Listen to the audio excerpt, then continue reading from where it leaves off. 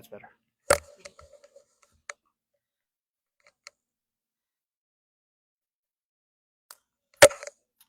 It is great to be back and have our words from the Bible, from the Scripture. And we're going to be studying a very important message that sometimes we overpass of it. And the topic we're going to be talking about is living with wisdom, teaching us to count our days.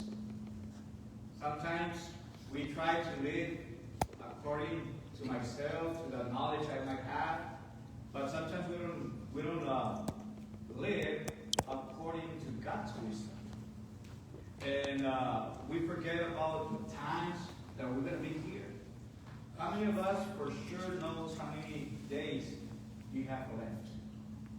Now, I don't think anybody knows about it. Only God knows. But that is why the Word of God is going to teach us to be able to learn to count our days, but living wisely. Okay, let's open our Bible to the book of Psalm chapter 90, verses 12 through 17.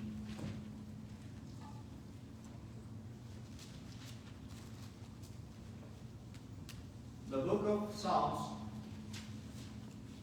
chapter 90, verses 12 through 17. And it says as follows. So teach us the number of our days, that we may present to you a heart of wisdom. Do return, O Lord, how long will it be? And be sorry for your servants. O satisfy us in the morning with your loving kindness, that we may sing for joy and be glad all our days. Make us glad according to the days you have afflicted us, and the years we have been evil. Let your work appear to your servants, and your majesty to their children. Let the favor of the Lord our God be upon us, and confirm from us the work of our hands. Yes, confirm the work of our hands. May the Lord bless His word. This evening, we have gathered together to reflect a powerful message of truth that can help us understand and be able to count our living or the last days of our lives with wisdom. Many times we live our lives without thinking about eternity. God knows. God has called us to be wise and to be able to count our days. Let's reflect together about how can we apply these teachings in our lives. The Word of God is telling us exactly on verse 12. So teach us the number of our days. But how can I be able to do so? Live according to the Word of God. Live according to the Word of God. Many times we think about many other things. What am I going to do? Where am I going to be right now? Where am I going to take the next vacation? I'm already thinking about it. But it's going to take me a while before I can make it. But we live a living life of many things in our heads, in our minds, in our hearts, that we forget the most important thing, that is God in our lives. So we put all these things together and we forgot God. But why? Why do we forget about God? And according to the Word of God, it's telling us, help us to teach and to learn to count our days. We might understand. We can put priority first in our lives and how we can be able to invert our time on it. But the question is, are we seeking God's will in our decision? Are we seeking God's will to be a better person? To be able to do what God is trying to tell me to do? Most of us, we're not thinking about it. We think more about the world, what the world is offering me, what the world can do for me also. And the last moment, I preached this morning that we put last the confidence in God instead of being God first of all in our lives. And it's the same thing because we put the priority, not God to be our first priority, but we put something else on it.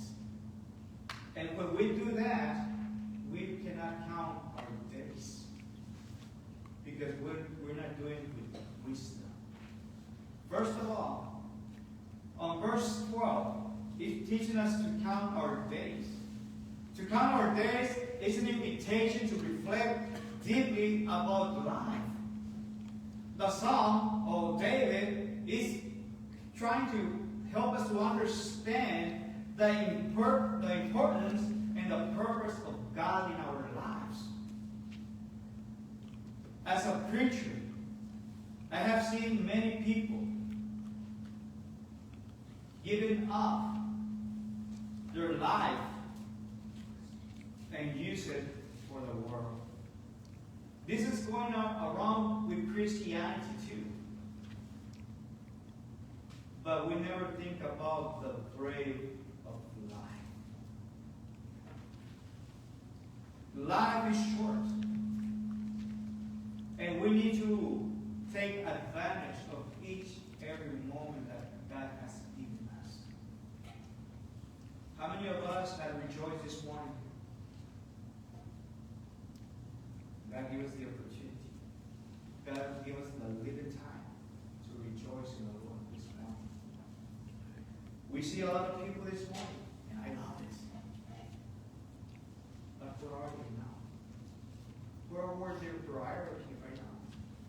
We're here because we know the shirt and the bravery of life. But we're here because our first priority is God in our lives. James chapter 4, verse 14. The book of James, chapter 4, verse 14.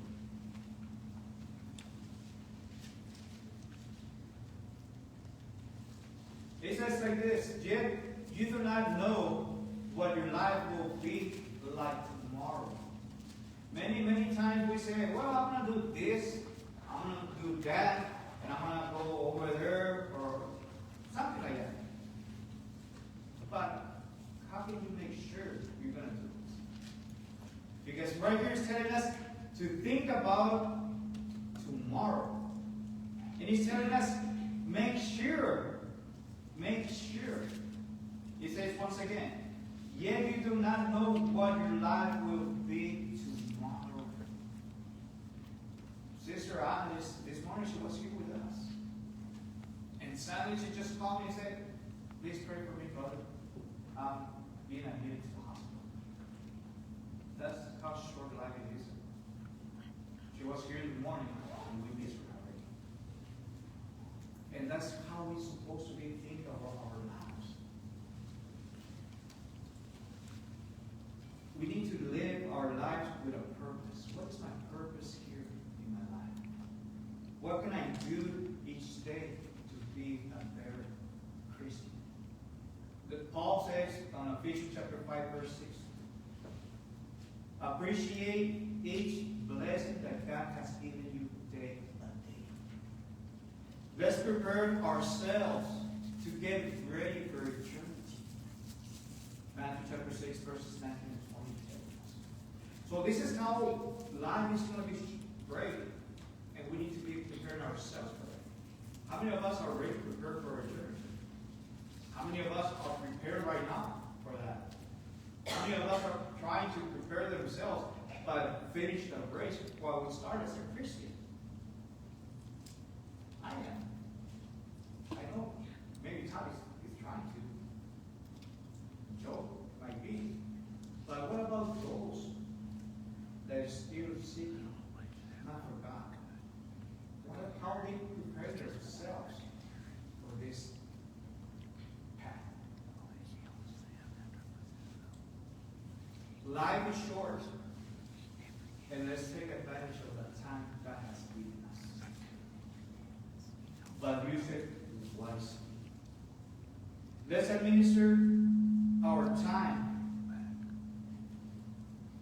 Let us not lack of time with vain stuff. Let's seek all the time direction from God in each and every decision we can do. Let's dedicate time in prayer. Let's dedicate time in meditation. Let's dedicate time on singing praises to the Lord. And you can see how many blessings God has given you. But most of all, let us be able to serve others. Yeah. But when you serve others, I'm talking about serve with love. Because most of the time we don't serve with love to our people. And it's sad. It's very sad. Because I have seen that before. Not in this congregation yet. Because I know you guys serve with love. But I have seen different congregations that they serve, but they're a lot of love. And Peter, 1 Peter chapter 4, verse 10 is telling us to serve others with love and care. Are we doing this in this congregation or not? 1 Peter chapter 4, verse 10.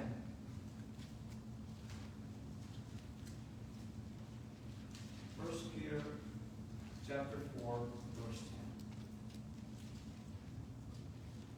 As each one has received a special gift, employ in every serving one another as good what?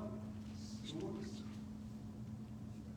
of the manifold grace of God. So how we serve to God? How we serve one another actually? And this is what the word has told us. Let's be able to think about and serve God with grace, love, because you're serving to the Lord. Let's serve and also remember God's mercy that He has for each and every one of us. And that can help us to live wisely to count our days. The mercy of God is a topic on this passage that we're studying. God has shown His love to each other day by day. Let's reflect about His mercy. Let's reflect to encounter His strength, but most of all, the hope to understand all the challenges we might have on a daily basis. God's love is constant. God's love is eternal for each and every one of us. God even gave His own Son. His love has given us peace and security. God has been taking care of me. God has protected me in different ways, in different situations. But His love, we can find a refuge in His love. When we don't know what to do, He's there for you. He's willing to refuge you in any situation you might go through. But also, let us be able to feel the presence of God in your life. We can find satisfaction as we seek the Lord. But when we seek the Lord, we need to seek the Lord with all our hearts. Because He deserves not only part of my heart. God satisfied my needs because of His mercy. Seeking God is to seek every single day of my life until I pass, until I finish my race. Isn't that what Paul says on 2 Timothy chapter 4, verse 6, 7, and 8? Isn't that advice that He's given us to each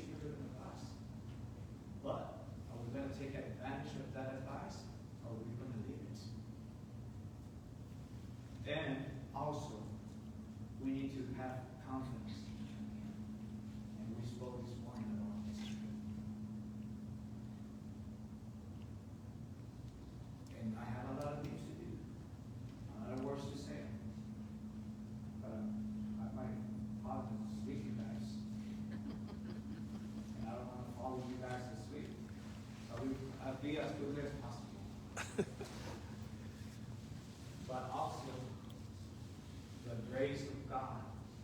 And seek His grace and His forgiveness. And that will help you also in coming days. God's grace can transform you, can change you. We receive forgiveness through Christ. Ephesians chapter 1, verse 7 is telling us.